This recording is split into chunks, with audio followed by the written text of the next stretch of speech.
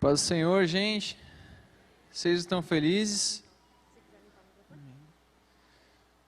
Vocês estão felizes? Vocês acham que dá para melhorar? Vocês acham que dá para piorar? Quem não acha nada? Não sabe nem o que está fazendo. Vamos lá. Deus reservou essa noite para nós. Mano, se não for tá muito cansado, se não for, vamos fazer junto que fica melhor ainda. É um prazer estar aqui com vocês. Meu nome é Jonathan Heckman, mas quase todo mundo me chama por Heckman. E a história é porque eu sempre estudei na sala de aula com 3 Jonathan e só isso. Daí o pessoal me chama pelo sobrenome. Sou casado com a Cris há 9 anos. Eu tenho 29 anos, casei bem novo. Há 8 anos nós trabalhamos com os adolescentes ali em Blumenau. E a gente tem uma filhinha, a Helena, ela está com 11 meses. E é um prazer estar aqui. Eu preciso deixar, e sempre faço isso, deixo um abraço dos meus pastores. Eu tenho 3 pastores lá em Blumenau. Pastor Newton dos Santos, pastor Lediel e pastor Alessandro Aguiar, são os meus 3 pastores lá na sede. E eu sempre costumo dizer que um homem de Deus, ele não é medido pelas pessoas debaixo dele, mas sim acima dele. Então, você se alegre cada vez que você tiver alguém para você prestar conta, para cuidar do seu coração. Quero agradecer ao Everton, obrigado pela confiança, pelo convite. Quero agradecer também ao Rafa. A gente esteve ministrando ali em Penha algumas semanas atrás. E foi dali que a gente teve uma conversa. E aí ele falou comigo, falou com o Everton, e a gente está aqui. É um prazer. Gente, abre sua Bíblia em Hebreus capítulo 11.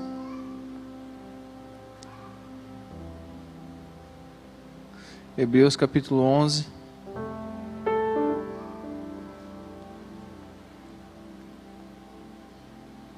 A partir do versículo 24. Hebreus capítulo 11, a partir do versículo 24. Pela fé, Moisés, já adulto, recusou ser chamado filho da filha de Faraó, preferindo ser maltratado junto com o povo de Deus a aproveitar os prazeres transitórios do pecado. Considerou melhor sofrer por causa do Cristo do que possuir os tesouros do Egito, pois tinha em vista sua grande recompensa. Pela fé, saiu do Egito sem medo da ira do rei, e prosseguiu sem vacilar como quem vê o que é invisível.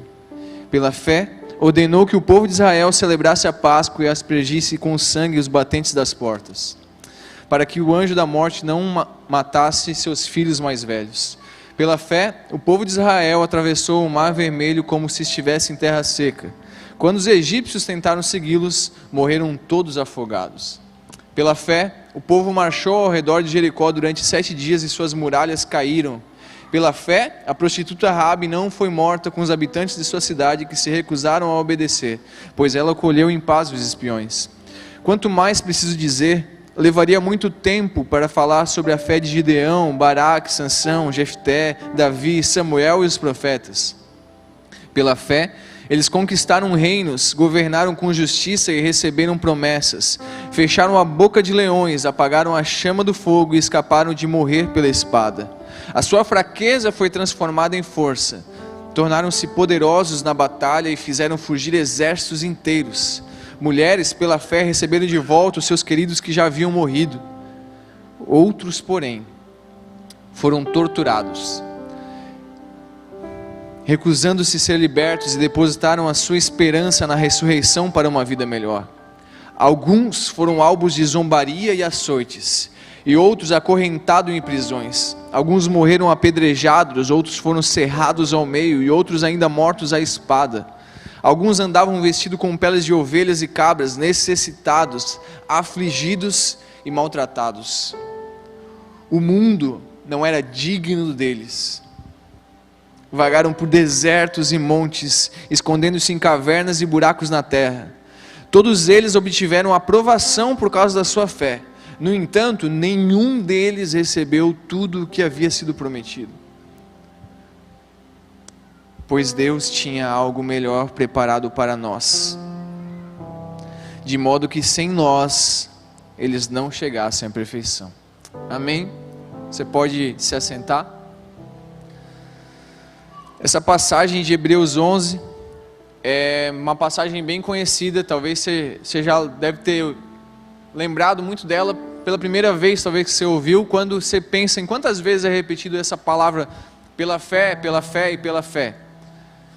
Eu lembro de quando eu era muito novo e eu ouvi isso pela primeira vez, eu comecei até a pensar assim, nossa, mas por que isso é tão claro? Essa é a famosa galeria dos heróis da fé. Hebreus 11, nós não lemos ela por completo, mas Hebreus 11 é essa galeria onde vai falar a história de diversas pessoas, desde o início da narrativa bíblica, que através da fé fizeram coisas incríveis, ou sofreram coisas incríveis.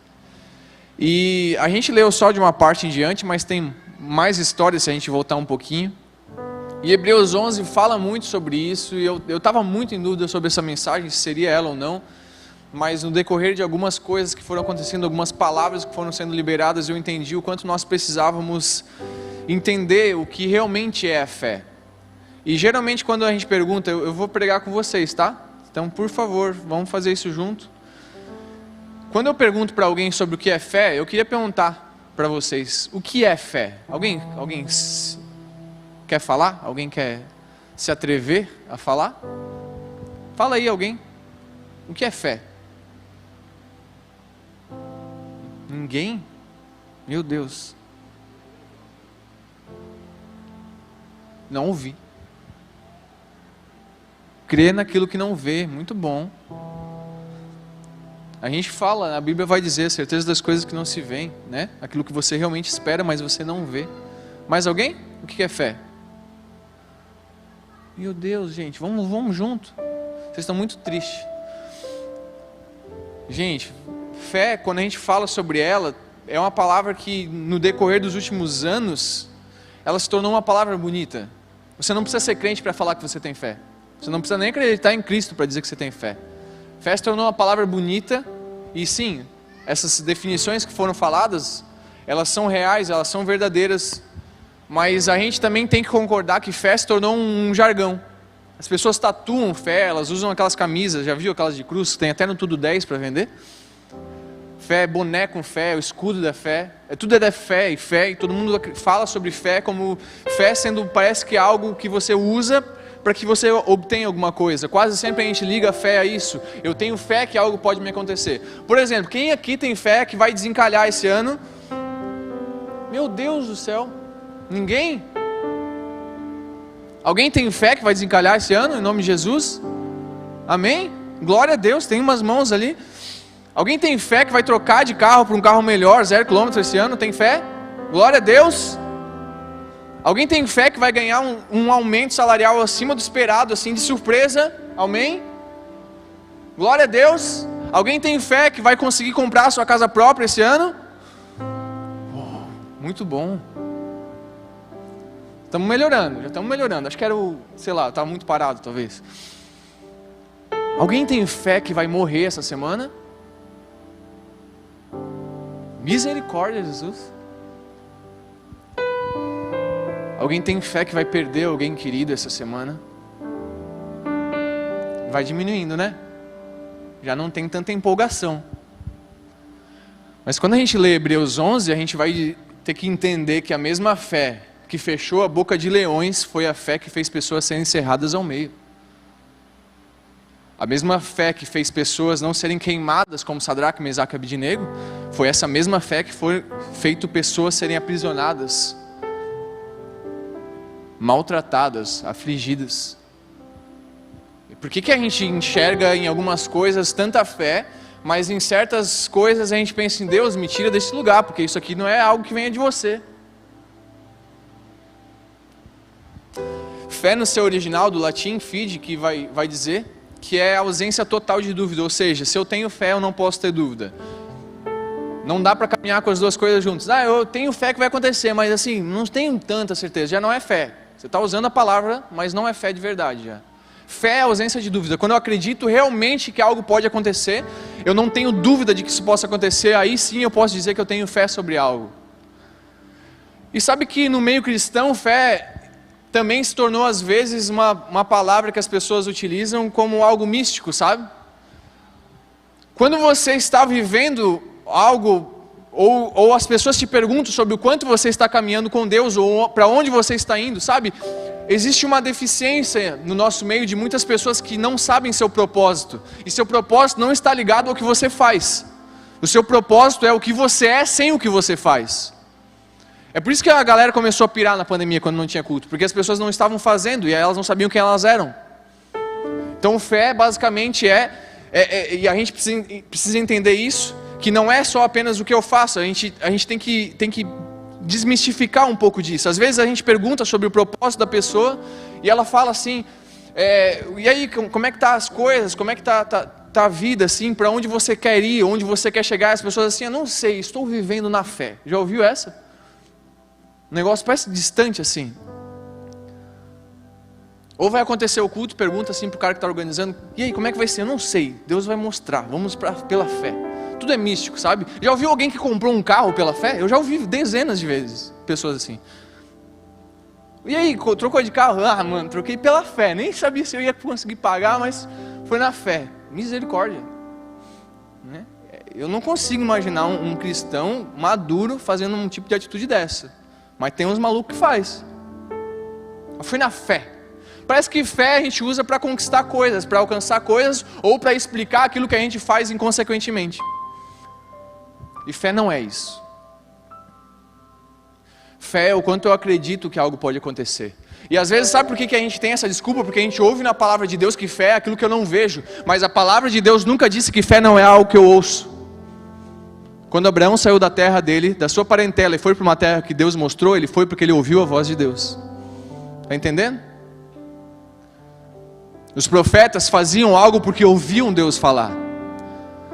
Os apóstolos, os mártires pós-bíblicos, aqueles que vieram e trouxeram o avivamento tantas vezes durante os anos, desde a Bíblia até os dias de hoje, essas pessoas agiram não porque não enxergavam, mas porque ouviam o que Deus falava.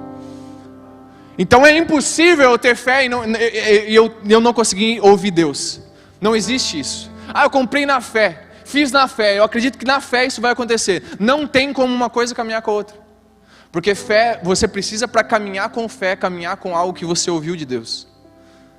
Se você não está ouvindo Deus, eu costumo dizer isso, as pessoas gostam muito de desistir.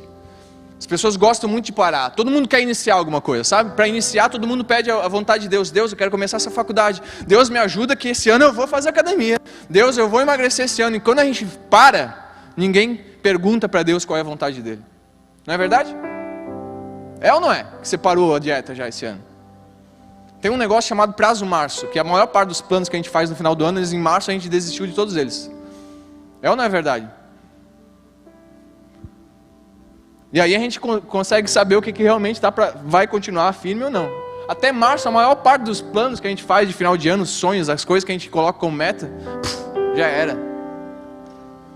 Porque a gente vive muito no agora, a gente quer as coisas muito visíveis, mas se esquece que existe um Deus que todos os dias quer falar conosco. Todos os dias Ele é um Deus que quer se relacionar. E viver por fé pode ser difícil porque é algo que você não vê, mas eu preciso te dizer que existe um Pai que todos os dias quer falar com você qual é a vontade dEle. A gente não era para estar perdendo tempo perguntando o que eu posso ou não posso fazer. Isso é pecado ou não é pecado? A gente era para estar tirando o nosso tempo para perguntar para Deus, Deus, qual é a sua vontade?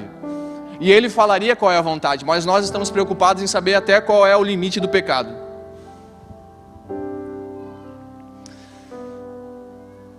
Eu costumo dizer que a fé, essa fé que às vezes a gente tem de que algo incrível pode acontecer, ela é o nível mais raso do que é fé.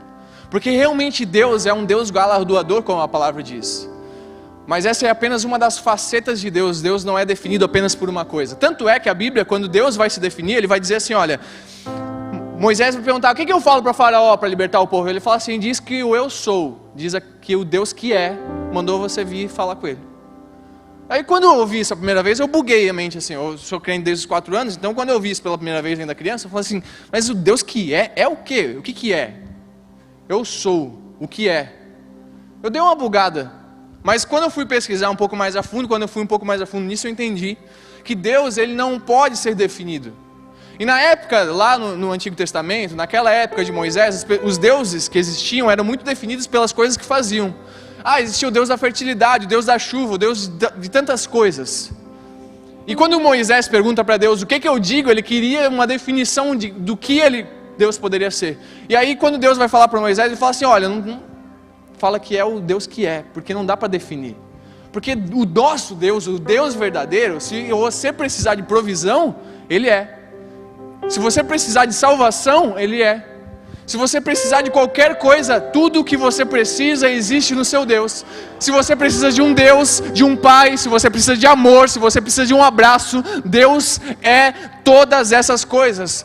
Deus, Ele pode se mostrar e a gente vai passar a vida inteira tentando conhecê-lo e nunca vamos conhecê-lo por completo, porque Deus é indefinível, não tem nada que o define.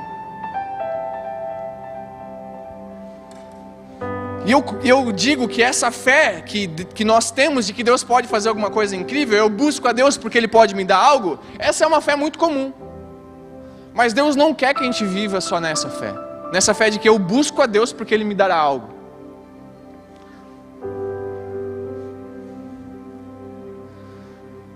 Não é o bastante a gente ter fé que coisas incríveis podem acontecer também. A gente precisa unir, eu costumo dizer que fé deveria vir junto com uma outra palavra chamada atitude. Fé deveria vir colada, a gente deveria falar tipo fé atitude. E aí, tudo certo? Como é que tá? Tudo na fé atitude. Tipo, já vinha junto assim, sabe? Porque se você acreditar que algo pode acontecer, mas não tiver atitude para que isso aconteça, não adianta você dizer que tem fé, porque isso não é uma fé verdadeira.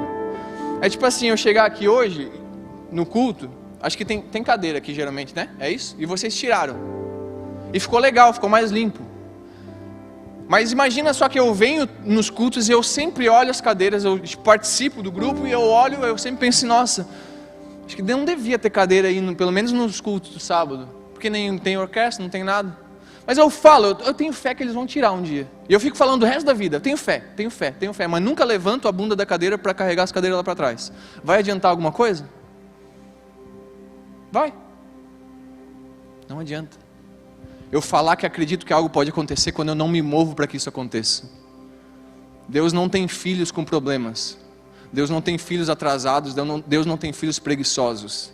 Deus tem filhos maduros que enxergam problemas, enxergam oportunidades e se movem para que elas aconteçam. É por isso que você não está nos melhores lugares, sabia? É por isso que você não mora na melhor casa, na casa perfeita. É por isso que você não estuda no melhor lugar. É por isso que você não trabalha no melhor lugar. Você não tem o melhor gerente do mundo. É por isso que você não está inserido nos melhores locais da sociedade. Porque Deus acredita tanto em você que quando Ele te mostra um problema, Ele acredita que você pode ser resposta para que aquilo seja solucionado. Amém ou não amém? Glória ou não glória a Deus? Nós precisamos tirar da nossa cabeça que Deus é alguém que pode nos dar algo. Deus também é um Deus que se move e uma das suas faces são os problemas e tribulações. Romanos 5 vai dizer o seguinte: se alegrem nas tribulações ou dificuldades, porque elas vão desenvolver a perseverança. A perseverança vai desenvolver o caráter aprovado. E o caráter aprovado, a esperança, e essa não nos decepcionará. Ou seja, para que um dia eu acredite, esperança tem a ver, e é a mesma, no seu original, a mesma coisa que fé. Para que um dia eu tenha fé, eu vou precisar passar por momentos difíceis.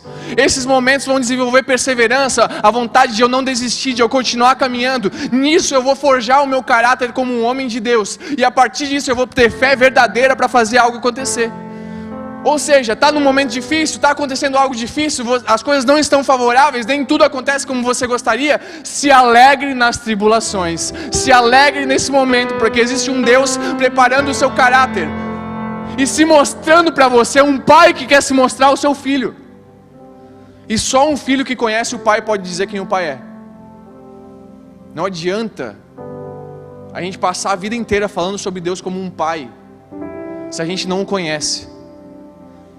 Porque é a mesma coisa que eu chegar para alguém que foi criado sem a presença de uma figura paterna e perguntar, fala sobre seu pai, como é que ele é. Essa pessoa não vai poder falar. No máximo ela vai falar da sua própria dor.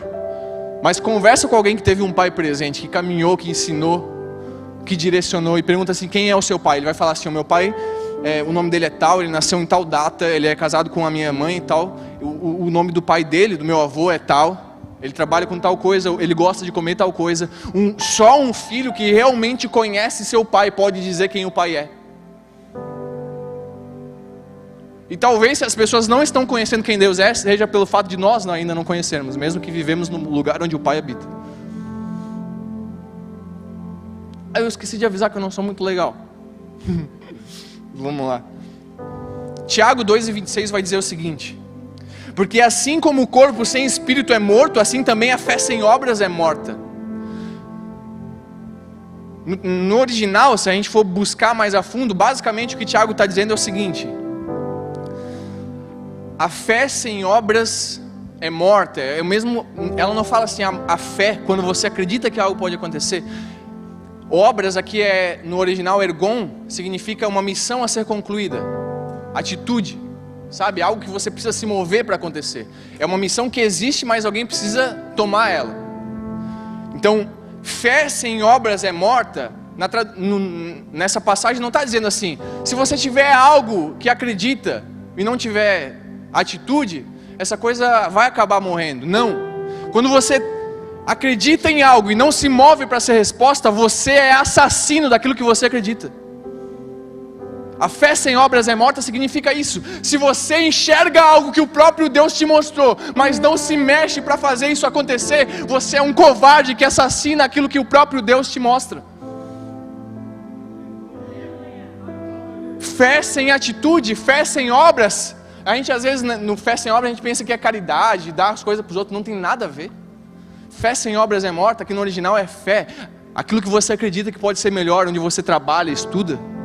Aquilo que você acredita que pode ser melhor na sua casa, perto das pessoas que você gosta. Aquilo que você acredita que pode ser melhor no seu grupo. Aquilo que você acredita que pode ser melhor na sua igreja. Se você não tiver atitude para entender o tempo certo, continuar caminhando, sendo perseverante, não adianta de nada.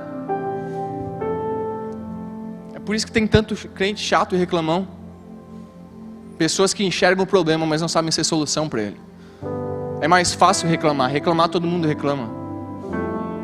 A minha filha tem 11 meses, ela reclama já quando eu não dou comida para ela. Se ela fizer isso com 15 anos, ela vai apanhar.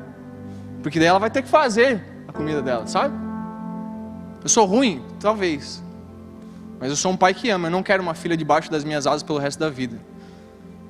Costumo dizer, Deus não tem filhos com retardo. Retardo é o quê? Quando você é atrasado em alguma coisa. Tem gente que passa 30 anos na igreja e é a mesma pessoa desde o dia que chegou. Deus não tem filhos com retardo. Deus tem filhos que todos os dias crescem em graça e conhecimento, que buscam cada dia ser melhor. Ou seja, se eu vim aqui um dia, hoje, daqui a 10 anos, se eu voltar aqui, vocês vão ter que me ouvir falar muito melhor da palavra de Deus do que ouvem hoje. Porque se vocês não fizerem isso, se vocês não ouvirem eu falar melhor, eu continuo sendo o mesmo cara que conhece as mesmas coisas. Vocês estão mais felizes agora?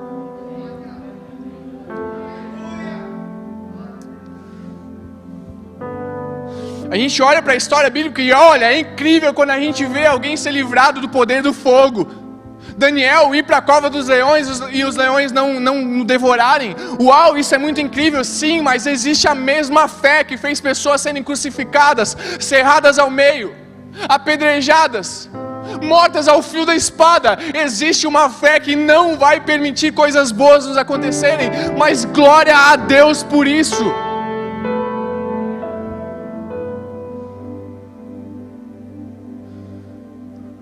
Nós não fomos chamados para ter uma vida fácil. Isso vai existir um dia. Lá não haverá dor, não haverá choro. Lá tudo que é ruim não existirá mais. Mas enquanto estivermos aqui, Deus nos chamou para uma missão. E a Bíblia vai dizer que os anjos quiseram fazer essa missão. Mas Deus falou assim, olha, isso é com os meus filhos. Deus continua acreditando em pessoas que não têm tanta capacidade, porque Ele quer se mostrar a sua força, o seu poder se aperfeiçoa na fraqueza. Eu não tenho capacidade, outra pessoa pode fazer? Claro que pode. Mas Deus não gosta de pessoas prontas. Deus gosta de pessoas acessíveis para que Ele se manifeste como Deus quer. Romanos 8 vai dizer o seguinte, e aí deixa eu te explicar, porque às vezes a gente pensa assim, eu preciso entender a minha missão, o meu propósito, e realmente você precisa saber pelo que você acorda de manhã, você precisa saber pelo que você trabalha na segunda-feira de manhã, porque senão a gente vai ser mais um cara reclamando da vida. E às vezes a gente clama tanto a Deus, né? Deus, qual é a sua vontade? Fale para mim a sua vontade. Deus revela a sua vontade. E a gente fala isso muitas vezes, sendo que na verdade o que a gente quer é que venha um cara, põe a mão na nossa cabeça e fala assim, filho meu, com voz de profeta, dedo de profeta, eu quero te usar em tal coisa. Eu acredito sim em profetas, mas eu preciso te dizer que se você viver por profecia, você não passa de um preguiçoso, porque todas as promessas de Deus já estão na palavra dele. Você esperou a voz de Deus para mexer no celular hoje? Então por que você precisa esperar para fazer algo para ele? A gente é bom em desculpa, a gente é bom pra caramba em desculpa. Satanás também, tá? A gente precisa abandonar as desculpas. Deus quer filhos que, assim como os discípulos, quando ele falou assim, vamos me seguir, eles vinham. Eles largavam as redes e vinham. Eles paravam o que estavam fazendo e vinham. E Deus, Jesus, não chamou pessoas perfeitas, Ele chamou pessoas imperfeitas, mas que estavam dispostas a largar tudo e ir. Quer saber a sua missão? Romanos 8 vai dizer o seguinte, no versículo 18: considero que os sofrimentos nossos de agora não são nada comparados com a glória que há de ser revelada mais tarde. Preste atenção nisso. Toda a criação aguarda com grande expectativa o dia em que os filhos de Deus serão revelados. Toda a criação, não por vontade própria, foi submetida por Deus a uma existência fútil, na esperança de que com os filhos de Deus a criação seja gloriosamente liberta da decadência que a escraviza.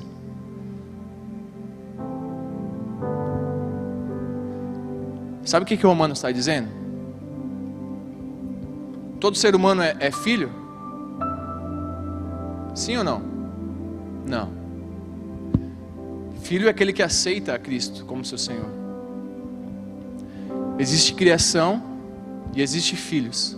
E o Romanos 8 está dizendo assim: a criação, todos que estão lá fora, aguardam, sem perceber, sem se dar conta, eles aguardam com grande expectativa que a gente, os filhos, se manifestem. E continua dizendo, porque o próprio Deus submeteu a toda a criação a uma existência fútil. As pessoas não sabem pelo que acordam, não sabem por que fazem o que fazem, as pessoas não sabem para onde estão indo, elas não sabem o que precisam. Deus permitiu que isso acontecesse com as pessoas, na esperança de que os filhos de Deus libertem eles, se manifestem e os liberte da decadência que os escraviza. Qual é a sua missão? Qual é a sua missão? Ser um filho que conhece o Pai. É por isso que você está nos lugares ruins. É por isso que você está rodeado de pessoas cheias de problemas. É por isso que às vezes seu gerente é um endemoniado até. Não é só com você. É porque Deus acredita que você pode ser resposta de verdadeira fé nesses lugares, uma fé que transforma, não uma fé que está lá para receber. A fé que está para receber é a mesma fé do filho pródigo, sabe? O filho pródigo, ele sai de casa, ele gasta as coisas e um dia ele não tem mais o que comer. E aí quando ele pensa em não ter mais o que comer, ele pensa assim, nossa, na casa do meu pai eles tinham o que comer, eles tinham todas as coisas boas, até os funcionários tinham comida, tinham tudo do melhor, e eu estou aqui prestes a passar fome. Eu vou voltar e eu vou pedir perdão. Mas o arrependimento do filho pródigo não é por saudade do pai. Até no arrependimento, o que o filho estava procurando eram as coisas que o pai tinha. E quantas vezes nós somos assim? Quando tudo vai mal, nós sabemos para onde correr. Quantas dezenas de pessoas eu já vi virarem as costas para a igreja, virarem as costas para aquilo que Deus tinha planejado. E quando estava tudo errado, quando se perderam totalmente, eles pensaram assim, vou voltar para a igreja. Já ouvi sem vergonha falar isso, cara. Vou voltar para a igreja porque lá tem menina de Deus para mim. Preocupado com as coisas que Deus pode dar, não com o que o Pai realmente é. Pessoas que vivem uma vida desenfreada, quando pensam, agora eu preciso parar, eu vou voltar para a igreja, porque lá eu vou tomar um rumo na minha vida. Procuram a Deus pelo que Ele pode dar. O filho que ficou em casa também era pródigo, porque ele estava preocupado com as coisas. Quando o filho volta, o irmão volta, ele está preocupado porque o pai matou um bezerro. Estava preocupado com o quê? Com as coisas. Qual que era para ser a preocupação dos dois? Relacionamento com o pai. Se o filho que é chamado de pródigo, e conhecido por todos como pródigo, tivesse sentado com o pai dele todos os dias, para aprender como ele administrava, como ele cuidava do rebanho, como ele adquiriu o que adquiriu, como ele conquistou o que conquistou, ele nunca teria chegado ao ponto de não ter nada. Ou seja, o segredo estava no relacionamento, mas os filhos estavam preocupados com as coisas. E às vezes na igreja a gente vê o mesmo reflexo. O segredo de nós sermos aquilo que Deus quer que a gente seja, o segredo de nós encontrarmos o nosso propósito está no relacionamento, mas nós estamos buscando coisas. Lá na Europa, depois de tantos anos do cristianismo, chegou num momento onde basicamente se esfriou muito do que é o evangelho. E existem templos enormes que foram vendidos e funcionam dentro deles boates, restaurantes, tantas coisas. Só que por fora é uma igreja. E para não ter dúvida, quando um restaurante abre dentro de uma igreja, eles colocam uma placa do lado de fora escrito assim: não somos uma igreja, somos um restaurante. E eu acho que chegou o momento da gente pregar placas fora da nossa igreja falando assim: nós não somos um restaurante, somos uma igreja. Porque as pessoas estão vindo para conquistar coisas. E esse nunca foi o intuito da casa de Deus. A fé pura e genuína é uma fé onde você caminha não para receber. Eu, né? Na minha humanidade, sei lá. Eu caracterizo que a fé tem 3 estágios. A primeira é você buscar para receber. E é o nível mais raso. O segundo é você continuar vivendo, fazendo sem querer nada em troca. Mas o terceiro nível é quando você deixa de ser aquele que nem está para receber e nem continua só vivendo. Você se manifesta, você se move, você se coloca no lugar de ser resposta para quem está no primeiro nível. Deu para entender? Quem está chegando porque quer receber algo, porque precisa de algo. Onde você mora tem alguém que precisa de uma cesta básica talvez. O terceiro nível da fé, ao meu ver, é você ser resposta de fé a esse cara que está precisando da cesta básica. Ou seja, eu não me movo mais para receber, e eu não me movo só porque eu não estou esperando nada em troca. Agora eu não só quero não receber, agora eu perco para que isso acrescente no reino de Deus. Então se alguém precisa de uma cesta básica, eu tiro do meu salário e dou às pessoas. Quando eu entro no meu quarto, ligo o ar-condicionado, eu não posso olhar para o meu ar-condicionado e pensar assim: nossa, que legal, glória a Deus por quem inventou o ar-condicionado no dia de verão. Eu entro no meu quarto e falo assim: preciso comprar um ar-condicionado para alguém, para uma família. Eu já fiz isso umas 3 vezes. Eu não posso estar feliz dormindo num lugar fresco enquanto alguém está passando muito calor. Eu não posso estar sorrindo enquanto alguém está chorando. Eu não posso achar que está tudo bem enquanto alguém está aflito. Porque a criação está aguardando que os filhos se manifestem. E se os filhos não se manifestarem, a criação continua aguardando e sofrendo. Cada vez que eu não acerto, cada vez que eu deixo de fazer o que Deus pede para mim fazer, alguém continua sofrendo. Cada vez que eu peco, alguém morre. Sabe por que as pessoas não estão conhecendo quem Deus é? Porque os filhos de Deus estão perdendo tempo se masturbando, jogando, assistindo, se mostrando mais do que deveria. Como Deus vai se manifestar? Enquanto pecamos, alguém está morrendo. Enquanto estamos preocupados se o salário vai dar conta para a gente pagar as contas ou não, tem gente morrendo. Enquanto estamos trabalhando num lugar com rixas com pessoas por cargo ou salário, tem gente morrendo. O seu propósito está onde as dificuldades, onde tudo de errado está.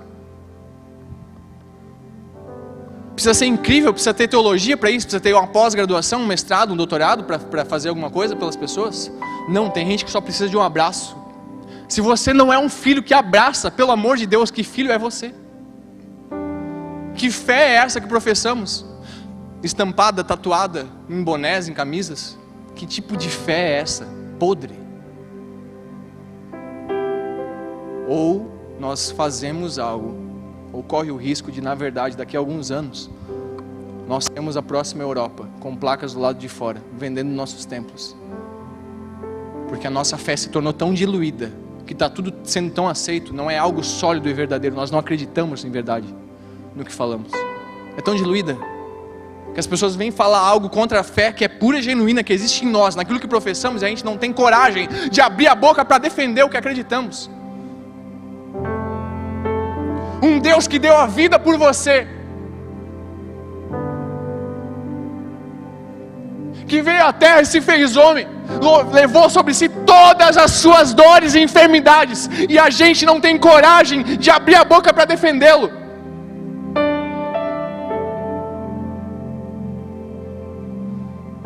Nós precisamos entrar nesse lugar de intimidade com Cristo, para ouvir a voz dele e saber para onde ir. Para quando alguém falar mal de Deus, você conseguir pelo menos ouvir Deus falar se é para você responder ou não.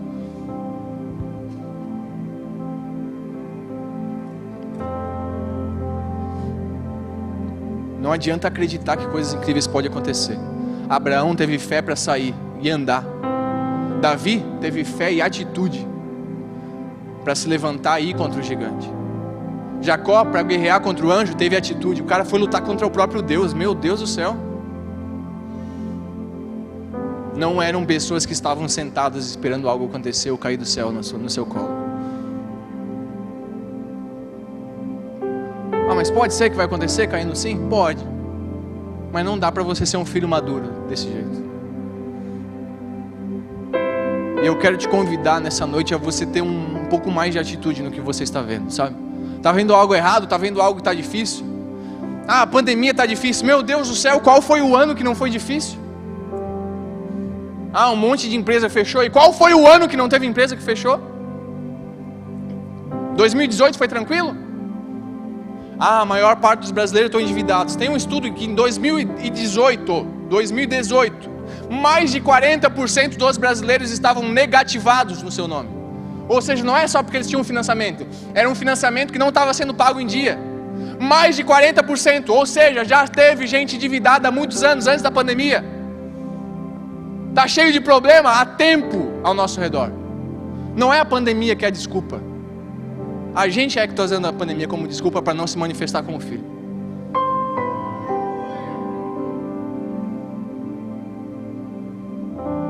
Vamos orar? Fica de pé.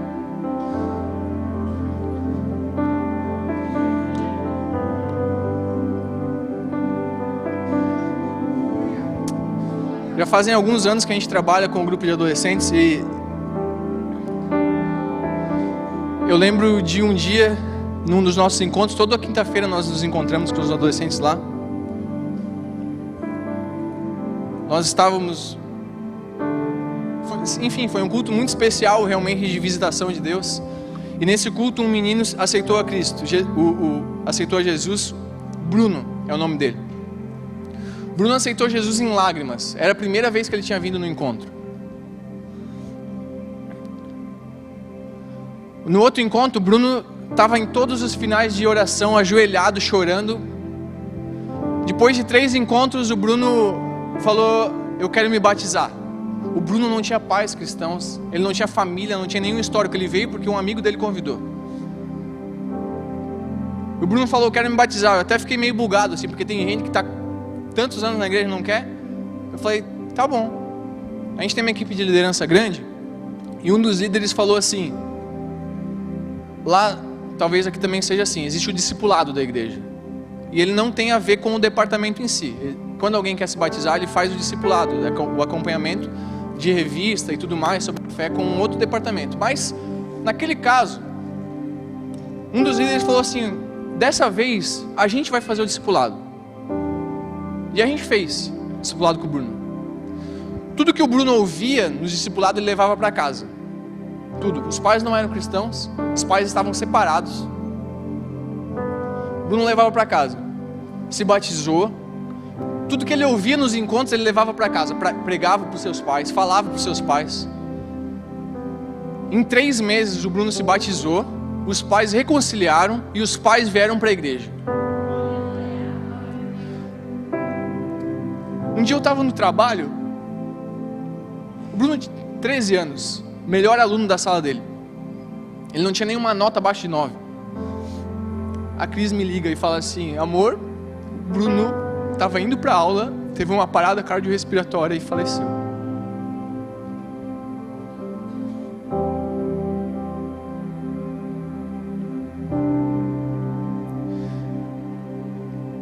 quantos Brunos todos os dias estão entrando na igreja e às vezes a gente terceiriza algumas coisas. E a gente acha que outro pode fazer. Ou pior, tem gente que chama um amigo para a igreja porque acha que a igreja tem que converter. O seu testemunho é que tem que converter. Cria vergonha na cara.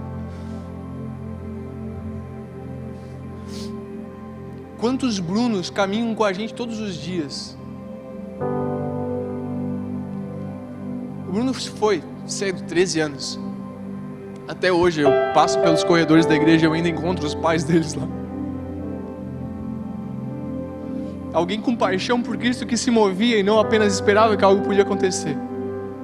Em 3 meses o Bruno me ensinou mais sobre fé do que todas as leituras que eu já fiz. E todos os dias existem Brunos ao nosso redor. Que a única coisa que eles precisam é de alguém que caminhe ao lado deles e liberte eles de uma vida fútil e sem sentido. Eu lembro que a gente todo ano visita asilos lá. No ano passado, e esse não deu por causa da pandemia, não pode. Mas todos os anos a gente sempre visita asilos. E numa das visitas nos asilos, a gente entrou nos quartos tocando violão, cantando, tudo mais. Eu há muito tempo não toco, né? Já fui ministro de louvor, não faço mais isso. Mas naquele dia eu levei o violão para entrar, cada um entrava num quarto, cantava. Eu lembro que as senhorinhas pegavam assim no meu braço e falavam assim: você canta tão bonito. Eu pensava assim: você não faz ideia do que você está falando. Sabe o que eu entendi? Para quem não tem nada, pouco é o suficiente. Para quem não tem nada, nenhum abraço, nenhum filho vai visitar no final de semana. Para quem não tem nada, uma nota mal tocada já é o suficiente para tocar o coração. Um ouvido que ouve a dor da pessoa já é o suficiente. Eu lembro que a gente fez um café, tinha um centro de convivência, assim, fizemos um café, compramos umas cucas, os pães, tudo mais. Tinha as meninas da dança, fizeram a coreografia. A gente cantou alguns louvores, uma senhorinha, Dona Olga, na cadeira de rodas, foi se empurrando, chorando. Levantou a mão e falou assim: com licença. A maior parte de nós está aqui abandonado. Nós não podemos mais ir a uma igreja. Nós estamos aqui esquecidos. Mas como é bom saber que Deus não se esqueceu de nós. Eu lembro que quando ela falou aquilo, eu só virei as costas e fui chorar num canto, porque eu pensei assim: 2 horas de uma tarde do sábado fazem as pessoas saberem quem Deus é. E a gente perde tanto tempo fora. Olha a média que você passa no celular por dia. 2 horas de um sábado foram suficientes para alguém que não tinha nada ser lembrado de que Deus ainda acreditava e não tinha se esquecido dela. A gente voltou naquele asilo 1 ou 2 anos depois, não lembro, porque a gente não vai só em um. E a primeira pessoa que eu perguntei foi: onde está a Dona Olga? E eu descobri que ela faleceu 3 meses depois. Podia ter sido só uma tarde de descanso para mim.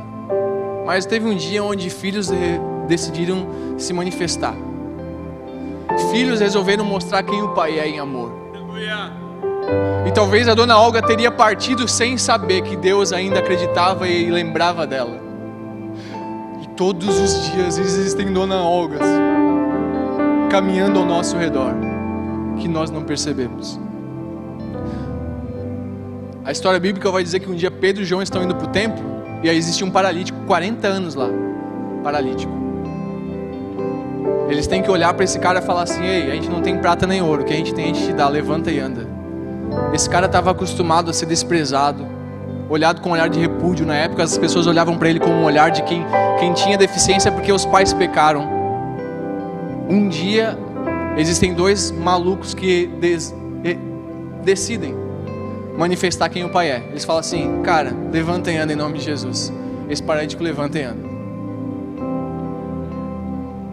Você continua o trecho lá em Atos, você vai descobrir que 2.000 pessoas chegaram até Jesus, aceitaram Jesus depois desse acontecido. Tamanho testemunho desse cara.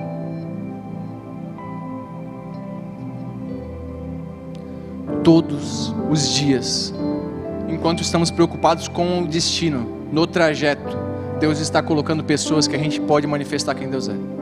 E a gente pensa assim, preciso chegar lá, preocupados com o tempo, sempre atrasados, sempre na correria. Já parou para pensar que todo mundo que você pergunta como está a vida, ele fala assim, está correria. Parece que virou bonito a gente falar, arrotar que está corrido a vida.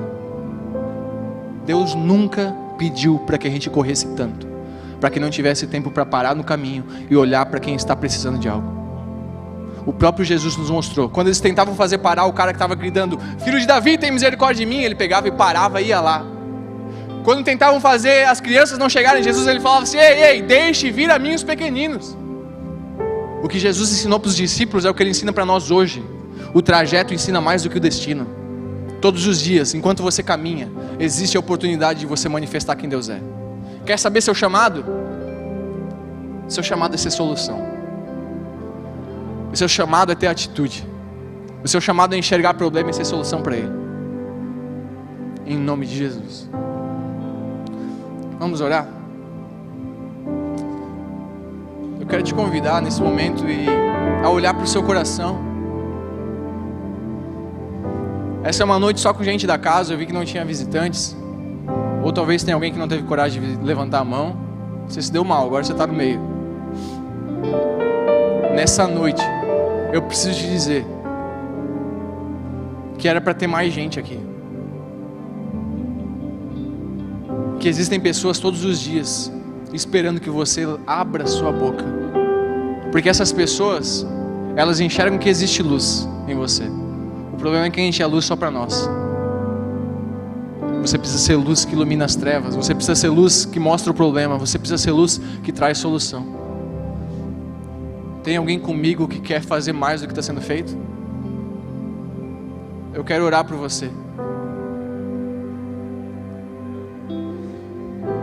E eu quero te convidar a partir de hoje ter um olhar diferente quando acordar de manhã na segunda-feira. Sabe, de não ter um olhar de achar que eu preciso ter coisas para que Deus me use. Eu preciso... Não, quando eu casar aí sim. Quando eu tiver um carro, não, é que eu não faço muito ainda porque eu preciso de um celular melhor. Pelo amor de Deus. O homem mais completo que pisou nessa terra, a Bíblia vai dizer que não tinha onde reclinar a cabeça. Jesus Cristo acordou e ele sabia pelo que ele acordava. Nasceu, viveu e morreu por uma causa. O homem mais completo que pisou nessa terra não tinha coisas. Ele tinha um coração que manifestava o Pai. Por que Cristo não pecou? Por que ele nunca pecou? É porque ele era Deus? Não, Cristo não pecou porque não viveu nenhum dia para ele mesmo. Todos os dias de Cristo foi por pessoas, não por coisas. Coisas acabam, coisas perdem valor, coisas depreciam. Pessoas é o único investimento que você faz em algo que é eterno. Seja a resposta para alguém. Vamos orar? Espírito Santo de Deus, essa é uma noite que você preparou para nós. E essa palavra, ela primeiro prega ao meu coração. Me ajude a ser melhor. Eu sou o primeiro a me colocar diante de você e dizer que eu não tenho feito tanto quanto deveria. E eu preciso te pedir perdão, Pai. E eu acredito que essa seja a oração de muitos filhos que você tem aqui também. Que até sabem seu nome, até sabem que você é incrível e poderoso. Mas na prática poucos se relacionam contigo. Mas hoje é uma virada de chave, Senhor. Porque você nos mostra que enquanto vivemos sobrevivendo, pessoas estão sofrendo. Jesus, você não brincou quando veio e se entregou por nós. Você não brinca com a nossa vida e destino. E nem as nossas tribulações você joga por acaso na nossa vida. Você sabe por que faz o que faz. Nos ajude a entender e continuar caminhando, sabendo pelo que estamos fazendo, sabendo para onde estamos indo. Nos ajude a ter o senso de propósito, de saber por que estamos ali, por que você nos colocou naquele lugar, naquela hora. Jesus, nos mostra, nos faça sensíveis à sua voz, Espírito Santo. Você é real, Espírito Santo. Nos faça sensíveis à sua voz. Não permita que a gente viva no automático.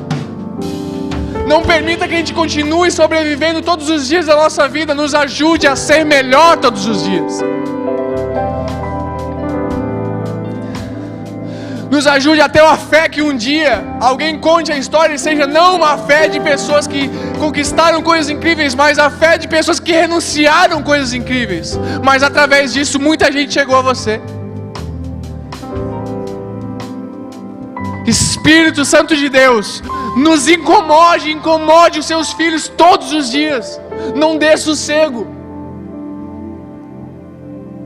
Nos faça perceber que a vida vai além de nós mesmos. Porque uma vida que acaba em nós mesmos não é uma vida que vale a pena ser vivida. Tenha liberdade para tratar o nosso coração. Nos livra do egoísmo que todos os dias tenta dominar a nossa vida.